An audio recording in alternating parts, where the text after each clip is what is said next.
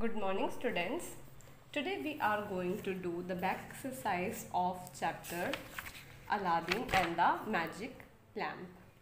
Today we will study what are punctuation marks. Okay, and then we will do fun with grammar. So let's get started. We use comma in a sentence to list separate things. Comma, full stop, exclamation marks are and question marks are called punctuation marks. So comma, full stop and exclamation marks and question marks, they are called punctuation marks. Okay. Now one by one we will study how to use this in a sentence. So first is comma. We use comma in a sentence to list separate things. So if you want to separate the things out, then we use comma. Like I bought apple, mango and banana. So there are three fruits. So we can distinguish by using a comma. But there are total three fruits. So and will be used before the last one. Okay. So here we can use comma. तो बच्चे punctuation marks क्या होता है? Punctuation marks देखो, जो coma है, full stop है, question mark है, एक्सक्लेमेशन का साइन है, ठीक है, उनको क्या कहते हैं? पंक्चुएशन मार्क्स कहते हैं. क्या कहते हैं? पंक्चुएशन मार्क्स, जिसके बारे में हम एक एक करके अभी पढ़ेंगे. तो सबसे पहले आपका आता है कोमा. कोमा का यूज़ कहाँ पे होता है बच्चे? वहाँ पे होता है जहाँ पे आपको चीज़ों को सेपरेट करना है. जैसे मैंने एप्पल, मैंगो और बनाना खरीदा, है ना, था, खरीदा. तो अब इन दोनों फ्रूट्स को सेपरेट करने के लिए मैं एक कोमा लगा दूँगी, क्योंकि तीन फ्रूट्स है तो लास्ट वाले से पहले एंड आएगा. बस इस बात का ध्यान रखना है, ठीक है. उसके बाद होता है फुल स्टॉप, जो कि सब जानते हैं, डॉट होता है एक. It is use to mark the end of the sentence. तो for example, Ram is my best friend, he is a very good boy, then full stop. Okay. So full stop का यूज़ होता है, जो हिंदी में जिसको पूर्ण विराम कहते हैं, उसका यूज़ होता है कोई भी सेंटेंस की एंडिंग को दिखाने के लिए, जैसे सिंपल स्टेटमेंट्स वगैरह में हम दिखाते हैं, ठीक है. तो जैसे कि राम मेरा बेस्ट फ्रेंड है, एक सेंटेंस तो ये हो गया, तो full stop. He is a very good boy, वह एक बहुत अच्छा लड़का है, तो ये दूसरा सेंटेंस, इसलिए फुल स्टॉप, ठीक है. Then comes question mark. Symbol is like this. The main purpose of question mark is to indicate that a sentence is a question. So whenever you ask a question, if the sentence is interrogative, then you should always you should always write this mark at the end. For example, what is your name? So here somebody is asking your name, so it's a question. That's why you have to put the question mark sign at the end. तो question mark बेटा ऐसा होता है. Question mark का use किस लिए होता है? ताकि आपको पता लगे कि भाई जो आपका सेंटेंस है ना, उसमें आपसे कुछ सवाल पूछे जा रहे हैं, तो ऐसे में आप क्वेश्चन मार्क का यूज़ करते हो. तो ये आपके थे पंक्चुएशन, जिसमें कोमा, फुल स्टॉप और हमने क्वेश्चन मार्क के बारे में पढ़ा. अब हम पढ़ेंगे एक्सक्लेमेशन साइन के बारे में, जो ऐसा दिखता है. It is use to indicate strong feeling. जब आप बहुत ज़्यादा स्ट्रॉन्ग फीलिंग, हैप्पीनेस की, एक्साइटमेंट की, गुस्से की, ठीक है, वो शो करना चाहते हो, मेनली टोन के ऊपर डिपेंड करता है, तो वो एक्सक्लेमेशन मार्क से हम शो करते हैं. जैसे व्हाट अ प्रिटी ड्रेस, तो आप हैप्पी हो और चौंके हुए, अमेज्ड हो कि वाओ कितनी अच्छी ड्रेस है, तो इसलिए हमने एक्सक्लेमेशन का मार्क दिखाया है. ये एक एक्सक्लेमेटरी सेंटेंस के पीछे लगता है. Okay. So add suitable punctuation mark to these sentences. So total 5 sentences are given here. You have to mark punctuation mark in this sentence. So first one I will do for you. All these part you will first do it yourself, and then you can match the answer from the PDF. Okay. First, Nisha, Deepika, Sonam, Himani and Ritu are my friends. So this is a statement, so put full stop at the end. Now all these girls, you have to separate them, so you have to put comma here, because comma in a sentence is used to separate things. Okay. Now you can do all this yourself and then you can match the answer from the PDF. Moving on to fun with grammar. Fun with grammar. In this we will study tense. Okay. In your grammar book also there is tense. So in that we will study it in detail. But here I will give you a introduction to this tense. So tense. Tense shows the time of an action and its state. So tense, there are three types of tense: present, past and future, which is further divided into simple, or we can call it indefinite, then continuous, then perfect, then perfect continuous.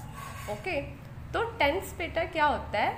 Tense जो है वो वक्त को बताता है कि जो भी एक्शन हुआ है, काम हुआ है, वो कब हुआ है। क्या वो अभी हुआ है वर्तमान में, क्या वो भूतकाल में हुआ है यानी कि टाइम पीछे वाले टाइम में, बैक वाले में, या क्या वो भविष्य में होने वाला है यानी कि फ्यूचर टेंस में।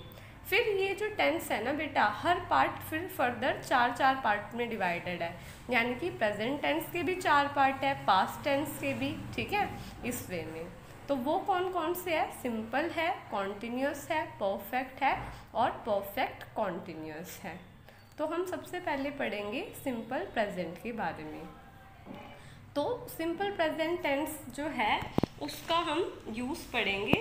तो आपको पता होना चाहिए कि सिंपल प्रेजेंट टेंस कहाँ यूज़ होता है। सिंपल प्रेजेंट टेंस बच्चे वहाँ पे यूज़ होता है।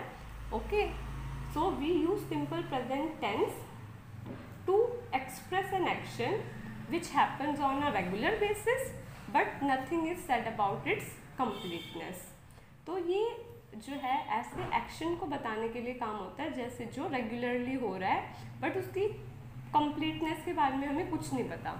और इसका जो फॉर्मेशन होता है वो होता है सब्जेक्ट प्लस वर्ब, एस और E S plus object.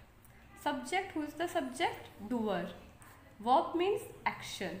Okay, so if the subject is he, she, it और singular, then we should always use s or es after the verb. But if the subject is I, we, you, they or plural, then we should never use s or es. It will always be verb's first form only. Okay, तो बेटा जो simple present होता है ना, वो एक ऐसे action को बताने में काम आता है जो कि रेगुलर बेसिस पे हो रहा है बट उसकी कंप्लीटनेस के बारे में कुछ भी बताया नहीं गया है। इसका स्ट्रक्चर कैसा होता है? कोई भी सेंटेंस सिंपल प्रेजेंट में आप देखते ही बता सकते हो अगर आपको ये फॉर्मूला याद हो तो सबसे पहले सब्जेक्ट आता है जो कि होता है जो वो काम कर रहा है। वर्ब का मतलब होता है काम, एक्शन। ऑब्जेक्ट का मतलब होता है जैसे ही इज प्लेइंग फुटबॉल, तो फुटबॉल ऑब्जेक्ट हो गया, ठीक है, यानी कि जिसके ऊपर वो काम हो रहा है बेसिकली। तो अगर वर्ब की फर्स्ट फॉर्म होगी सब्जेक्ट होगा, वर्ब की फर्स्ट फॉर्म होगी एस या ई एस, फिर ऑब्जेक्ट। अब एस और ई एस लगेगा या नहीं लगेगा वो डिपेंड करता है सब्जेक्ट के ऊपर। अगर सब्जेक्ट ही, शी, इट या सिंगुलर नाउन है तो आपको एस या ई एस लगाना है। अगर आई, वी, यू, दे या कोई प्लूरल नाउन है, प्लूरल का मतलब जो ज़्यादा हो, एक से ज़्यादा हो, जैसे गर्ल्स, बॉयज़, तो आपको एस या ई एस नहीं लगाना है। एग्जाम्पल के साथ मैं आपको बता देती हूँ, जैसे कि शी लव्स हर ब्रदर। तो यहाँ पे जो शी है ना बेटा, ये क्या है? आपका सब्जेक्ट है, ठीक है। ये आपका जो है वर्ब है और इसके साथ क्या लगा हुआ है? E S. क्यों लगा हुआ है? क्योंकि सब्जेक्ट शी है, ठीक है, और ये आपका ऑब्जेक्ट हो गया। तो ये आपकी फॉर्मेशन है सिंपल प्रेजेंट की। जैसे ही राइट्स अ लेटर, तो ही आपका क्या है? आपका सब्जेक्ट। राइट्स क्यों लगा है यहाँ पे? ई एस इसलिए लगा है क्योंकि यहाँ ही दे रखा है, तो ये क्या है? Simple present. उसके बाद सिंपल प्रेजेंट के और भी एग्जाम्पल है, जैसे शी राइट्स, ठीक है। और एग्जाम्पल देख लो यहाँ पे सिंपल प्रेजेंट के, इनमें से देख लो, द बॉयज़ सिंग। अब बॉयज़ है ना, तो ये प्लूरल है इसलिए सिंग लगा हुआ है, ना कि सिंग्स। द सन सेट्स, एक ही सूरज है ना, वो है, कैसा है, सिंगुलर, इसलिए एस लगा हुआ है सेट के पीछे। तो ये सब एग्जाम्पल है प्रेजेंट सिंपल टेंस के, जिसकी हमने अभी फॉर्मूला भी पढ़ा है कि सब्जेक्ट होता है वर्ब फर्स्ट फॉर्म एस या e s depending on the subject, then we will place the object. Okay, now moving on to simple past tense. So simple past tense is used to show such type of action that started in past and also finished in the past. Okay, so the formation is subject plus second form of verb plus object, like I finished my work. Okay, so for example, I wrote a letter, I finished my work. So whatever the subject is, always we should use second form of verb. So if you see second form of verb in any sentence, then it is simple past. Okay, so here he wrote a letter yesterday. So he, subject, wrote, verb, second form of verb, a letter yesterday. Okay, here she wrote, then the girl laughed, the fish swam. So in all these we have second form of verb. Okay, that's why it is simple past tense. तो बेटा simple past tense जो है वो ऐसी चीज़ों को दिखाने के लिए यूज़ होता है जो पास्ट में स्टार्ट हुआ और पास्ट में ही ख़त्म हो गया। जैसे मैं आई रोट आ लेटर, ठीक है, इसकी जो फॉर्मेशन होती है वो होती है, सबसे पहले आता है सब्जेक्ट, फिर सेकंड फॉर्म ऑफ वर्ब आता है, फिर ऑब्जेक्ट आता है। ओके, जैसे कि हमारा आया है वर्ब की सेकंड फॉर्म है यहाँ पे, तो आई फिनिश्ड माई वर्क, ठीक है, आई रोट आ लेटर, इस टाइप में। तो यहाँ पे सब्जेक्ट है, ये सेकंड फॉर्म ऑफ वर्ब है, सब्जेक्ट है, सेकंड फॉर्म ऑफ वर्ब है। कुछ भी आपका सब्जेक्ट हो हमेशा वर्ब की सेकंड फॉर्म लगेगी सिंपल पास्ट के अंदर। जैसे he wrote a letter yesterday, ठीक है, she wrote, the fish swam, the girl laughed, इन सब में सेकंड फॉर्म ऑफ वर्ब आपकी यूज होगी, ठीक है। तो ये आपका सिंपल पास्ट टेंस है, हो गया। उसके बाद जो है आपका क्या आता है, उसके बाद आपका आता है सिंपल पास्ट के बाद सिंपल फ्यूचर टेंस। तो ये भविष्य में होने वाली चीज़ों के बारे में बताता है। तो इसका यूज़ क्या है और इसकी लेटर फॉर्मेशन मीन्स इसका फॉर्मेशन क्या है, सेंटेंस फॉर्मेशन, वो भी मैं आपको बताती हूँ। So future, simple future, okay, simple future tense show such type of event that will take place और happen in future. Okay, subject plus will or shall plus first form of verb plus object. So note, when subject is I, we use shall, otherwise will. I shall study, he will go there. Okay, so simple future tense is used. किस लिए use होता है बच्चे? Simple present tense का use होता है ये दिखाने के लिए कि कोई चीज़ जो है वो भविष्य में हो रही है। जैसे सब्जेक्ट है, इसकी सेंटेंस फॉर्मेशन में सब्जेक्ट आएगा, विल या शेल में से कोई एक आएगा, फर्स्ट फॉर्म ऑफ वर्ब आएगी, ऑब्जेक्ट आएगी। हमेशा ध्यान रखना है आई के साथ तो शेल लगेगा और चाहे कुछ भी और लगा हुआ हो आई के अलावा सब्जेक्ट की जगह तो विल लगाना है। जैसे I shall study, he will go there, वो वहाँ जाएगा, ठीक है। मैं पढ़ूंगी, तो अभी पढ़ नहीं रही है, वो पढ़ेगी, फ्यूचर की बात हो रही है, ठीक है। और यहाँ बुक में एग्जाम्पल देख लो, he will write a letter tomorrow, यानी कि वह एक खत लिखेगा, कल लिखेगा, वह एक खत कल लिखेगा, ठीक है। और यहाँ पे है शी विल राइट, वह लिखेगी, तो अभी लिख नहीं रही है, वो फ्यूचर की बात हो रही है, इसलिए सिंपल फ्यूचर का एग्जाम्पल है ये। और इसमें सिंपल फ्यूचर का कोई एग्जाम्पल नहीं है इसमें, ठीक है। उसके बाद हम बात करेंगे कॉन्टिन्यूस टेंस की। तो कॉन्टिन्यूस टेंस में सबसे आसान है कॉन्टिन्यूस टेंस बनाना, ठीक है। तो इसमें भी हम सबसे पहले बात करेंगे प्रेजेंट कॉन्टिन्यूस टेंस की।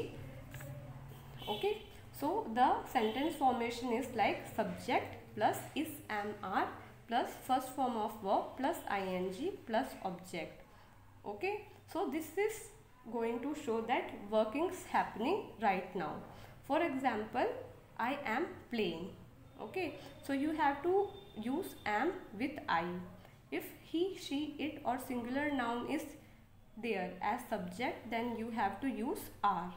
If subject is we, they, you or plural noun, like plural means more than one, then you have to use are as the helping verb. Okay, so let's understand this with example. I am playing, he is dancing, she is reading, they are playing cricket. Okay, so present continuous tense का जो use है वो बताता है कि कोई चीज़ अभी हो रही है, ठीक है। जैसे इसका सेंटेंस फॉर्मेशन है सब्जेक्ट लगेगा, इस एम आर में से एक लगेगा, वर्ब की फर्स्ट फॉर्म और ing लगेगा, फिर ऑब्जेक्ट लगेगा। आई है सब्जेक्ट तो एम लगाना है, जैसे आई एम प्लेइंग। अगर सब्जेक्ट ही शी इट या सिंगुलर नाउन है ना बेटा, सब्जेक्ट सिंगुलर नाउन क्या होता है, जो एक वचन होता है उसको कहते हैं, जैसे बॉय, गर्ल, डॉग, कैट, ऐसे। तो उसके साथ जो है आपका क्या लगेगा, इस लगेगा। क्या लगेगा, इज, ठीक है। और जैसे कि एग्जाम्पल है he is dancing, she is reading. अगर वी, दे, यू या प्लूरल नाउन है, बहुवचन में है, ठीक है, तो उसके साथ आर लगेगा हेल्पिंग वर्ब, जैसे दे आर प्लेइंग क्रिकेट। तो यहाँ पे दे लगा हुआ है ना, इसलिए आपने क्या यूज़ किया है, आर का यूज़ किया है, ठीक है। तो हम बुक में भी एग्जाम्पल देखते हैं, जैसे कि आपका आएगा शी इज़ प्लेइंग, वह खेल रही है, ठीक है। शी इज़ राइटिंग, वह लिख रही है, तो अभी कर रही है वो, ठीक है। और इनमें से तो कोई भी नहीं है, ठीक है, इसलिए यहाँ पे ब्लैंक खाली है। उसके बाद आता है आपका पास्ट कॉन्टिन्यूस टेंस। ये बताता है कि कोई चीज़ पास्ट में हो रही थी, जैसे वह खेल रहा था, वह लिख रही थी, इस टाइप में। Okay, and the latter formation is like subject plus was were plus first form of verb plus ing plus object. Was is used when the subject is I, when the subject is he, she, it or singular noun. For example, I also. Okay, I also. For example, I was standing there. He was going to market. Were is used when the subject is they, you, we or plural noun. For example, girls. So it is more than one girl. That's why plural noun, so were is used. Girls were watching TV, they were playing. Okay, like this you have to write. Okay, तो बच्चों past continuous का use जो sentence formation है उसमें subject लगेगा, वास या verb में से एक लगेगा, वर्ब की फर्स्ट फॉर्म के साथ ing लगेगा, फिर ऑब्जेक्ट लगेगा। वास का यूज़ करना है अगर सब्जेक्ट हमारा आई, ही, शी, इट या सिंगुलर नाउन हो तो, जैसे कि I was standing there, he was going to market. Were का यूज़ करना है जब हमारा प्लूरल नाउन हो या दे, यू, वी में से कुछ एक हो, जैसे गर्ल्स। तो ये एक से ज़्यादा लड़कियाँ, इसलिए गर्ल्स के साथ वर लगा है क्योंकि प्लूरल नाउन है। Girls were watching TV, they were playing, यानी कि वह खेल रहे थे, लड़कियां टीवी देख रही थी, इस टाइप में, ठीक है। उसके बाद आता है आपका बेटा फ्यूचर कॉन्टिन्यूअस। फ्यूचर कॉन्टिन्यूअस का कहाँ यूज़ होता है? Now future continuous is use to express an action that will continue in future. Okay, so for example it is also used to show a fixed program or plan of future. So future continuous tense का use होता है कि आप एक fixed है आपका कोई programme future के लिए, ठीक है, वो चीज़ शो करने के लिए आपका फ्यूचर कॉन्टिन्यूस का यूज़ होता है। And the formation is, sentence formation is subject plus will shall plus be plus ing plus object. If the subject is I then use shall, otherwise we have to use will.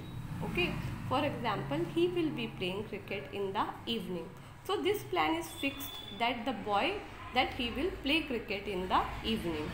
Example of future continuous. So let's see in book also. He will write a letter. He will be playing. So it is she will be playing. So this is a fixed plan that she will be playing. Okay. Second, she will be writing. यानी कि वह लिख रही होगी, वह खेल रही होगी। तो वो फ्यूचर का एक फिक्स्ड प्लान को शो करता है, ठीक है। यहाँ पे देखो कहीं है, यहाँ पे नहीं है, इसके अंदर कोई एग्जाम्पल नहीं है, इसलिए ब्लैंक हमने छोड़ा है, ठीक है। उसके बाद देखते हैं आगे का। आगे आपका आता है perfect tense.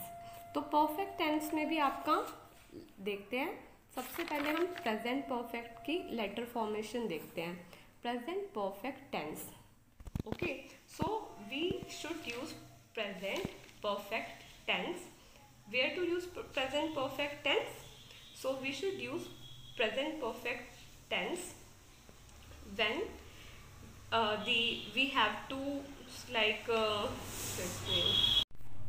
present perfect tense is used to show that any action is recently finished, okay, and the sentence formation is subject plus has, have plus third form of verb plus object.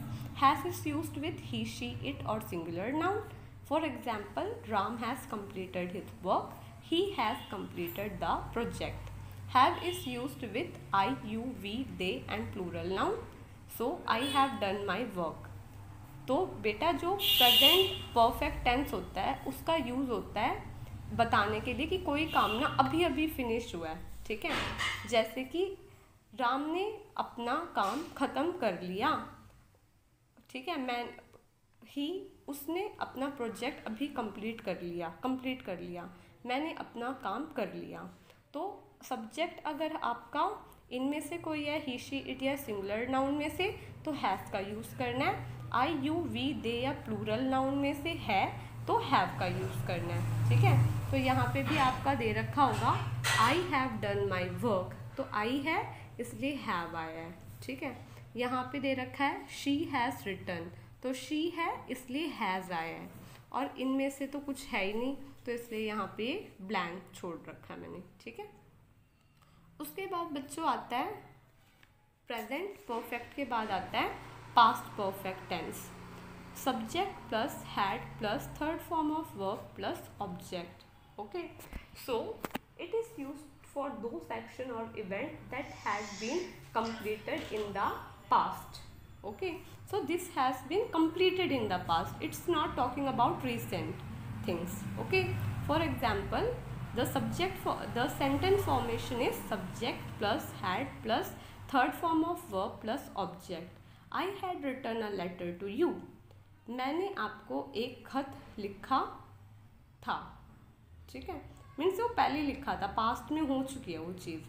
तो had, चाहे कुछ भी subject हो आपको had का use करना है, ठीक है। तो ये पास्ट परफेक्ट टेंस में है जो उन एक्शन के लिए होता है जो पास्ट में कंप्लीट हो चुके हैं, ठीक है। जैसे I had gone to Jaipur, I had eaten the food, like this. Now let's look at the example given in book. I had done my work, okay, so I had, that means had is there, so past perfect tense, okay, past perfect tense, she had written, okay. So these are, you can easily identify if had is there, that means it is past perfect. Now future perfect tense, okay. Future perfect tense, the sentence formation is like this: subject plus will, shall plus have plus third form of verb plus object, okay. So if I is used, I is the subject, then always use shall, otherwise you have to use will. She will have completed the project by next year. Okay, so future continuous tense is used. Future continuous, that's we have done. Now future perfect tense is used to express an action that will have been completed in future at a fixed time. So future perfect tense को ऐसे action को दिखाने के लिए use होता है जो future में एक फिक्स टाइम में कंप्लीट हो जाएगा. जैसे यहाँ लिखा हुआ है वह अपना प्रोजेक्ट कंप्लीट कर लेगा नेक्स्ट ईयर तक, तो नेक्स्ट ईयर तक कंप्लीट हो जाएगा. तो सब्जेक्ट आएगा, विल, शैल आएगा, हैव आएगा, थर्ड फॉर्म ऑफ वर्ब आएगी, ऑब्जेक्ट आएगा. आई है तो शैल का यूज़ करना है, यानी कि सब्जेक्ट आई है तो शैल लगेगा. ठीक है, तो बुक में भी देख लेते हैं.